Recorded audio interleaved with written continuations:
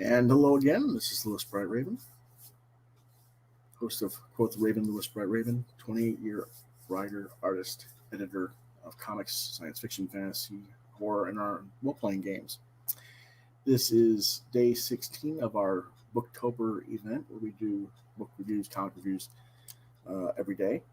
Normally, we only do it once a week on the regular show. So let's go ahead and get straight to the situation and do our reviews because we don't have any questions this week.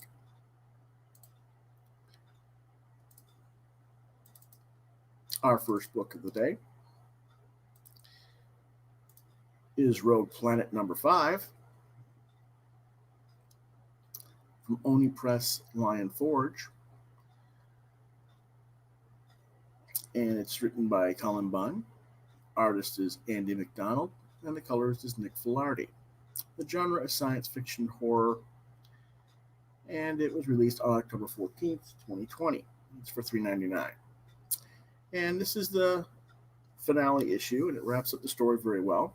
Gloria, the last surviving member of the salvaged starship Cortez, has figured out that the planet is able to read their minds and pull out their biggest fears and make them see and relive them. She comes across what she thinks is another survivor from the ship. I don't think that's what it was. I think it was another manifestation from the planet. Anyway, she breaks into another crashed ship, and she finds another human alive, trapped inside their sleep chamber, locked in stasis. One that's an Esper, that's a telepathic person.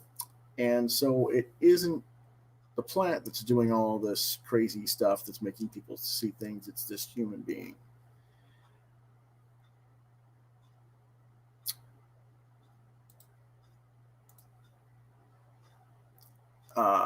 Now she has to figure out what to do to stop this and save the other alien race that lives on this planet, even if it means sacrificing herself. Bunn does a really nice job in the finale and gave some nice reveals that aren't complete diversions from the narrative, as many late twists and stories are. The aliens have been effectively worshiping humans, and sacrifices of the humans in the story was their misinterpretation of what they thought the Esper human wanted. They had a prophecy that one human would come and stop it, Gloria. And there were other elements revealed in earlier issues that, when you read the entire series as a whole, it reads together. It fits nicely. I think the series would have been better as a straight-to-trade edition, as I was pretty middle of the road type comics. Maybe even a little bit lower than that on my grades of earlier issues, but the finale is a really nice wrap-up. I gave the overall series a 4 out of 5 stars. I gave this issue 5 out of 5 stars. I recommend for ages 16 and up. Let's take a look at the art. McDonald and Filardi do a really nice job here. This is Gloria against, I can't remember the guy's name, but it was the person that was supposed to be the other survivor. And he breaks out into the monsters again, and she has to fight it off with this crystal. And this crystal is kind of what keeps the Esper trapped in his sleep chamber. And it's kind of merged with them. And she's got a little small alien child with her as well. They get into the chambers where they have the sleeping chambers, a bunch of them locked in. And they're all dead except for this one. And when the ship was ruptured by the crystals, when they crashed, the sleep chamber is locked up. And he's been locked in there, trapped in there. And he's not a sleeper. He's a dreamer, an Esper, a psychic. And so everything that we're seeing everywhere in the issue is basically manifestations from this Esper. And there's only one thing she can do to stop it, and I'm not going to reveal what that is, but it's pretty cool. Next book is UN Force number 1 for $2.95. The publisher is Gauntlet Comics, a division of Caliber Press. The writer is Brent Dorian Carpenter. The artists are Paul J. Kowalski and Aubrey Bradford as the inker, and coloring and lettering by Brooke Kowalski. The genre is superhero, and this is our throwback book of the day, released in October of '93. And what it's about, the United Nations brings together the first legitimate international team of superheroes with 25 different heroes from 19 different countries. But just because you bring people together doesn't mean they're going to get along or even know how to communicate with one another. Can these heroes put aside cultural and nationalistic pride for the better good of humanity? This was a cult hit in the early 90s. I was with Cal. I was not with Caliber per se. I was, but I was like interning as a slush reader editorial person, and I was there when this book was released. And I can remember it did quite well. Unfortunately, it just didn't hold enough of a large enough audience to continue when the implosion of the market happened very quickly right after that, because it was like late 93, early 94, into 95 that the market imploded. So, whether it was because Gauntlet had a bunch of different titles. It was like, there was UN Force, there was Paradigm, there was two more that was out of Kowalski, out of Dorian Carpenter's group. And then there was a bunch more that were supposed to come that never even got released because of the implosion. But anyway, let's take a. It was a good series for how long it lasted. They gave it 4 out of 5 stars, ages 16 up. Let's look at the art. And this was done on newsprint, traditional type coloring with watercolors and markers on newsprint at this time. So, it was a little bit, I won't say outdated, but this, you got to remember, Image was coming out at this time, and they were doing the high gloss paper and the computer, high end computer coloring at the time, and it kind of made these books seem a little bit not dated, but just a little bit behind the times, a little bit. But we had to keep in mind what people's budgets were, and Caliber didn't have the millions of dollars that the Image founders did.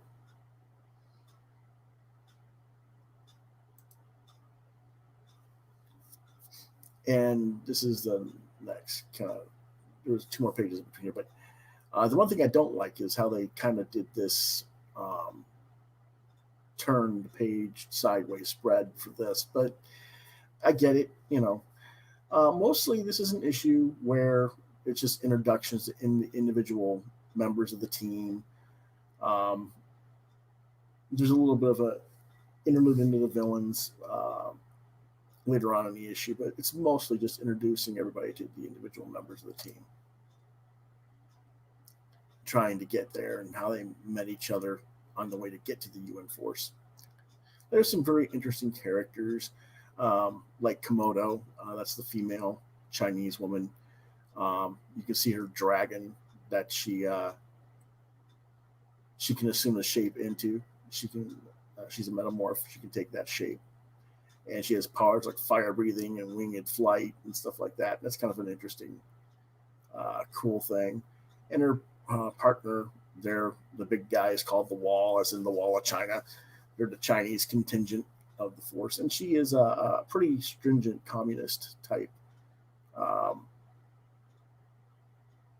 individual. So again, you're going to be seeing her represent what communist China looks like versus America, versus people from the UK, people from other places. Our last book of the day is X-Ray Robot number 2 for $3.99. Publisher's Dark Horse. Writer is Michael Allred. Colors by Laura Allred. Letterer is Nate Picos Blambot. The genre is science fiction adventure. Now, you might ask why some books I mention letterer, sometimes I don't. Usually I don't.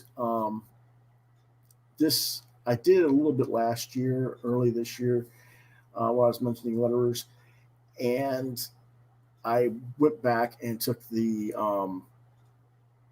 template from X-Ray Robot number 1, and that happened to be one of the ones I mentioned him. That's why he's mentioned. Otherwise, I don't normally mention the letterers.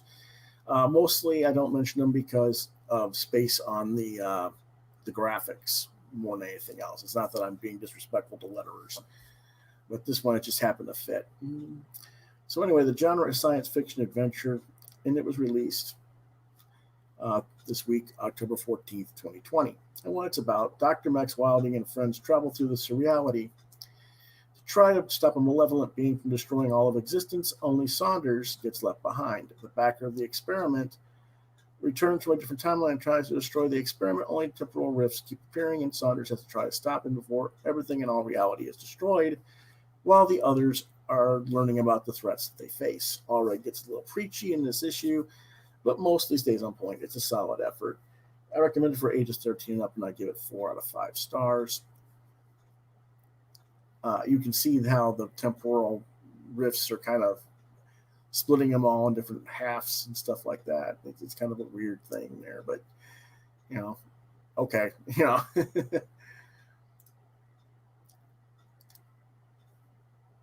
And this is a 2-page spread from it, and they're trying to explain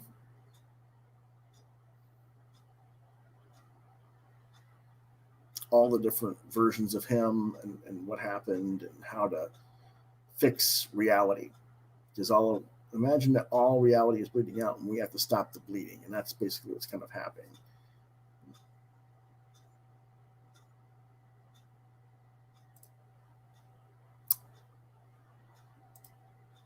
John says hello, and hello to you, John. Sorry I didn't see your thing there before. Not a whole lot more else to add today. So let's go ahead and get into what's going on tomorrow. These will be the books we review tomorrow. Canto number 2, The Hollow Men number 2, Dryad number 5, and Engine Ward number 3.